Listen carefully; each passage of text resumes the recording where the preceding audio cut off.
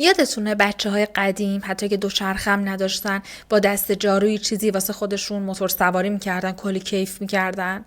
بچه‌های الان اگه PS5 نداشته باشن دپرس میشن. بچه‌های قدیم از این پاکن اتریا داشتن، بعد کلی به هم پوزشو میدادن. بچه‌های الان تا ست مدرسهشون کرومی نباشه، تا بسته کیملی براشون نخرین، اصلا درس نمیخونن. کارتون دیدن واسه بچه‌های قدیمی فقط بود روزای جمعه، عموهای فیتیله‌ای.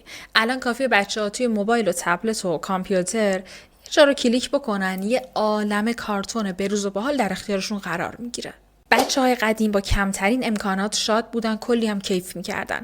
ولی الانیا یه عالمه تجهیزات و امکانات در اختیارشون ها، ولی بازم از ته دلشون راضی نیستن. هیچ کدومشون هم حال و حوصله زیادی ندارن. نه قدیمیا مقدس بودن، نه جدیدیا رو باید هی نقد کنیم و بکوبونیمشون.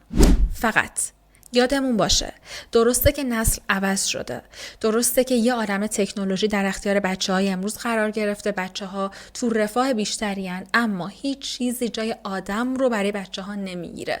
رو راست بخوام بگم مامان و بابای عزیز، بچه‌های شما به تکنولوژی بیش از اندازه نیاز ندارن. اونا به حضور خودتون نیاز دارن. براشون لطفاً وقت بذارید. همین.